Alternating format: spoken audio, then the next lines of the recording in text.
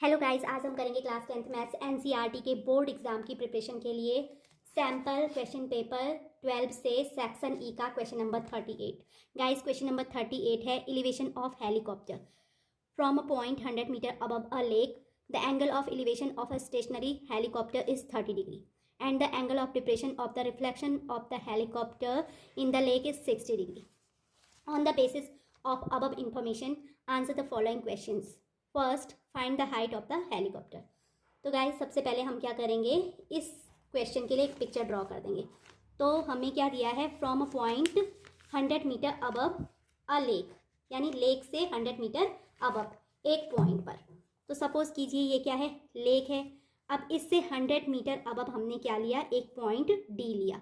तो point D से जो कि 100 मीटर अबव है लेक से, the angle of elevation of a stationary helicopter is 30 degree. अब एंगल ऑफ एलिवेशन, तो सपोज कीजिए पॉइंट ए पर क्या है, हेलीकॉप्टर है। तो यहाँ पर इस पॉइंट से इसका एंगल ऑफ एलिवेशन हमें कितना दिखाई दे रहा है, 30 degree. And the angle of depression of reflection of the helicopter in the lake is 60 degree. यानी इसी पॉइंट से इस हेलीकॉप्टर का रिफ्लेक्शन, तो पहले तो रिफ्लेक्शन क्या होगा, अगर ये सपोज कीजिए ये जो पॉइंट ए है वो सी लेवल से x मीटर की हाइट पे है, तो इसकी ये जो रिफ्लेक्शन बनेगा कहाँ पर बनेगा, अगर x मीटर हाई है तो इसकी x मीटर डेप्थ पे ही इसका क्या बनेगा, रिफ्लेक्शन बनेगा। तो उस कंडीशन में पॉइंट F पे क्या बन रहा है, हेलीकॉप्टर का रिफ्लेक्शन बन रहा है पॉइंट F पर। तो पॉइंट D से इसका एंगल ऑफ डिप्रेशन कितना है, तो एंगल ऑफ डिप्रेशन यानी मैं इस रिफ्लेक्शन को देखूंगी तो यहाँ पर ये जो एंगल होगा 60 डिग्री का होगा। ये एंगल ऑफ डिप्रेशन कितना है, 60 डिग्री है। तो फर्स्ट हमें फाइंड करनी है, find the height of the helicopter. तो सी लेवल से हमें जो ये हेलीकॉप्टर है उसकी हाइट क्या करनी है, फाइंड करनी है। तो हम लोग इसके लिए क्या राइट करेंगे, फर्स्ट में इसके क्वेश्चन के सॉल्यूशन में राइट करूंगी, let A B the stationary helicopter and F B the reflection of the helicopter. F क्या है, हेलीकॉप्टर का रिफ्लेक्शन है। एंड सी बी जो है B the level of lake, ये सी बी क्या है, लेक का लेवल है। And D B the point 100 metre above it, यानी डी जो पॉइंट है वो सी लेवल से क्या है, 100 मीटर अबव है। तो उस कंडीशन में हमारा फर्स्ट क्या हो जाएगा, सपोज किया हमने ए बी की वैल्यू क्या है, जो कि हाइट ऑफ हेलीकॉप्टर है, उसको हमने एज्यूम किया एक्स मीटर है। तो A B is equal to x metre. दूसरा बी एफ, ये जो रिफ्लेक्शन है, रिफ्लेक्शन की जो इमेज बनेगी सी लेवल से ठीक x मीटर डेप्थ में यानी गहराई में बनेगी। तो इसका मतलब D F is equal to क्या हो जाएगा, x मीटर होगा। अब हमें चाहिए बीई, तो बीई की वैल्यू किसके बराबर होगी, वो डीसी के बराबर होगी। तो वो भी हमारा 100 मीटर आ जाएगा। डीई इज इक्वल टू होगा बीसी। एंड सपोज कीजिए कि इसको हमने वाई मीटर एज्यूम किया, ये जो डिस्टेंस है वो कितनी है, वाई मीटर है। And A E is equal to हो जाएगा, हम इसमें से यानी x में से 100 माइनस करेंगे। तो A E is equal to according to picture A B minus E B equal to X minus 100 meter हो जाएगा। इसी तरीके से ई एफ अगर हम चेक करें तो x प्लस 100, यानी मैं E F according to picture क्या राइट करूंगी, B F plus E B and this is equal to x plus 100 metre. अब हमें क्या फाइंड करना है, हमें फाइंड करना है find the height of the helicopter, यानी height of the helicopter find करने का मतलब है हमें x की वैल्यू फाइंड करनी है। तो पहले मैं क्या फाइंड करूंगी, पहले हम यूज करेंगे right angle triangle A E D का, ए ई डी इस वाले ट्रायंगल में, ओके, ए ई डी में क्या होगा, ए ई अपॉन डी ई। तो ये परपेंडिकुलर है, ये बेस है, परपेंडिकुलर अपॉन बेस हमेशा क्या होता है, टेन थीटा इक्वल टू 30 है। तो फर्स्ट में राइट करूंगी in right angle triangle A E upon D E equal to tan theta equal to 30, तो ये टेन 30 हो जाएगा। एंड टेन 30 की वैल्यू होती है 1 अपॉन √3।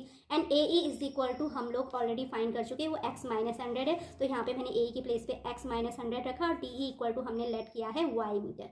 तो यहाँ पर x minus 100 upon Y equal to कितना हो जाएगा, 1 अपॉन √3। अब हम क्रॉस मल्टीप्लीकेशन करेंगे तो यहाँ से x minus 100 into √3 equal to हमारा आ जाएगा y के। तो y equal to √3 into x minus 100, this is equation first. Guys अब हम यूज करेंगे right angle triangle D E F. तो डी ई एफ में क्या होगा, अगर हम इस 60 डिग्री को देखें तो 60 डिग्री के अपोजिट साइड क्या होती है, परपेंडिकुलर, और ये वाला हो जाएगा बेस। तो परपेंडिकुलर अपॉन बेस होता है टेन थीटा और थीटा इक्वल टू यहाँ पर 60 है। तो परपेंडिकुलर यानी ई एफ अपॉन में बेस की प्लेस पे रखूंगी D E equal to tan 60 की वैल्यू होती है √3।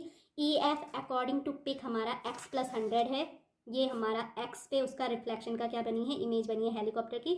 और ये वाली डिस्टेंस क्या है, सी लेवल से 100, तो दिस प्लस दिस यानी x plus 100 and D E equal to क्या है, y हमने एज्यूम किया हुआ था। ओके, तो ये आ जाएगा x plus 100 upon Y equal to 1060 यानी √3। अब मैं क्रॉस मल्टीप्लीकेशन करूंगी तो √3 into Y equal to x plus 100 हो जाएगा। अब y की ये वाली वैल्यू यहाँ इक्वेशन फर्स्ट से मैं यहाँ पर क्या पुट करूँगी, y की वैल्यू पुट करूँगी। तो मैंने राइट करा √3 इंटू वाई की प्लेस पे हम लिखेंगे √3 into x minus 100 and this equals to x plus 100। अब इसके बाद √3 इंटू √3 क्या हो जाता है, 3 इंटू इन दोनों का मल्टीप्लिकेशन 3 हो जाएगा into x minus 100 equal to x plus 100। 3 को होल इंटू करेंगे एक्स माइनस 100 से, तो ये हो जाएगा 3 इंटू एक्स यानी 3x प्लस माइनस का माइनस 100 इंटू 3 यानी 300 इक्वल टू एक्स प्लस 100। अब हम क्या करेंगे, लाइक टर्म्स सेपरेट करेंगे यानी x वाले टर्म्स एक साथ करेंगे, तो 3x अपनी प्लेस पे, ये प्लस x है, इधर आने पे माइनस x हो जाएगा।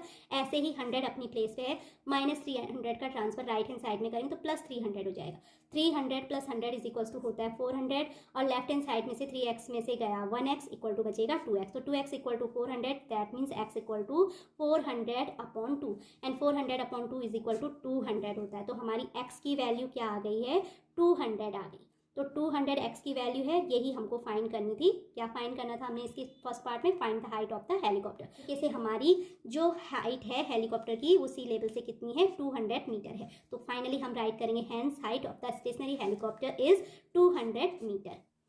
गाइस अब हमें क्या करना है, जो क्वेश्चन नंबर फर्स्ट है इसका, उसमें चॉइस दी हुई है, तो चॉइस में हमें क्या फाइंड करना है, find the distance between the helicopter and the given position of the point. तो given position of the point B है एंड हेलीकॉप्टर कहाँ पर है, पॉइंट ए पे है, तो इनके बीच की डिस्टेंस फाइंड करनी। Find the distance between the helicopter and the given position of the point, यानी हमें ए डी फाइंड करना है। तो ए डी फाइंड करने के लिए हम ट्रायंगल यूज करेंगे, ट्रायंगल ए डी ई। यहाँ पर क्या होगा, A E upon A D equal to क्या होगा, साइन 30, क्योंकि 30 डिग्री के लिए इस ट्रायंगल में ये परपेंडिकुलर है, ये हाइपोटेनियस है एंड परपेंडिकुलर अपॉन हाइपोटेनियस होता है साइन 30। तो मैं राइट करूंगी in right triangle A E upon A D equal to sine 30। Sine 30 की वैल्यू होती है 1/2, तो इसकी प्लेस पे मैंने 1/2 रखा एंड ए ई की प्लेस पे हम लोग क्या रखेंगे, A E equal to X minus 100 है, एक्स की value 200 minus 100। Okay, A equal to मैं क्या रखूंगी, एक्स माइनस 100। तो यहाँ पर मैंने ए की प्लेस पे एक्स माइनस 100, एक्स की प्लेस पे फिर से 200 minus 100 and upon A D equal to 1/2। अब ए डी ही हमें फाइंड करना है, तो 200 माइनस 100 क्या होता है, 100 upon A D equal to क्या हो जाएगा, 1/2। अब मैं क्रॉस मल्टीप्लीकेशन करूंगी तो A D is equal to 100 into 2 यानी 200। इसका मीनिंग है कि वो जो पॉइंट है डी, उससे हेलीकॉप्टर तक की डिस्टेंस भी कितनी है, 200 मीटर है। ओके, तो फाइनली हमारी यहाँ पर क्या निकल गई है, distance between the helicopter and the given position of point A D is 200 metre. Guys अभी हमारा जो इसका सेकंड पार्ट है 38 का, वो है if any point above the lake is at height h then what is the depth of reflection of the point in the lake. अब इसके अकॉर्डिंग क्या है, अगर सपोज कीजिए ये हमारा सी लेवल है, इससे h हाइट पे कोई पॉइंट है, तो इसका रिफ्लेक्शन कहाँ बनेगा, h डेप्थ पे बनेगा। अगर पॉइंट h हाइट पे है तो इसका रिफ्लेक्शन h डेप्थ पे बनेगा। अगर पॉइंट 2h हाइट पर है तो उसका रिफ्लेक्शन कहाँ पे बनता है, 2h डेप्थ पे बनता है। ओके, तो फाइनली हम इसका आंसर राइट करेंगे, if a point having height h then the reflection of point in the lake is at the depth h। Okay, and अब हमारा जो इसका है थर्ड पार्ट, क्वेश्चन नंबर 38 का थर्ड पार्ट है, if the observer moves away from the perpendicular line, tower और building, then check whether the angle of elevation increases और decreases. Suppose कीजिए कि ये हमारा क्या है, परपेंडिकुलर लाइन है। ओके, ये हमारा क्या है, अर्थ है, ये इस पे परपेंडिकुलर लाइन भी कह सकते हैं, या फिर ये हमारा टावर भी हो सकता है और ये हमारी बिल्डिंग भी हो सकती है। अब ऑब्जर्वर अगर यहाँ पर है और ये क्या करता है, moves away from the perpendicular line, इससे दूर जाता है, ये मूव्स अवे करता है from the perpendicular line, from the tower, from the building, then उस केस में इसका एंगल ऑफ एलिवेशन क्या होगा, डिक्रीज होगा। जैसे जैसे हम टावर से दूर जाते हैं हमारी एंगल ऑफ एलिवेशन क्या होता है, घटता जाता है, डिक्रीज होता है।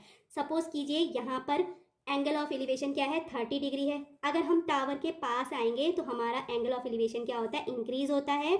अगर हम टावर से दूर जाते हैं, बिल्डिंग से दूर जाते हैं या फिर परपेंडिकुलर लाइन से दूर जाते हैं तो उस कंडीशन में हमारा एंगल ऑफ एलिवेशन डिक्रीज होता जाता है। ये आपको अंडरस्टूड करने के लिए भी है, बहुत अच्छा पॉइंट है एंड बहुत अच्छा क्वेश्चन है। तो अब हम इसका थर्ड का आंसर राइट करेंगे, if the observer moves away from the perpendicular line की प्लेस पे मैं टावर और बिल्डिंग भी राइट कर सकती हूँ। Then angle of elevation always decreases. Okay, तो आई होप गाइस आपको क्वेश्चन नंबर 38 भी अच्छे से क्लियर हो गया होगा। अगर आपको मेरी ये वीडियो अच्छी लगी तो please like share and subscribe it and thanks for watching again.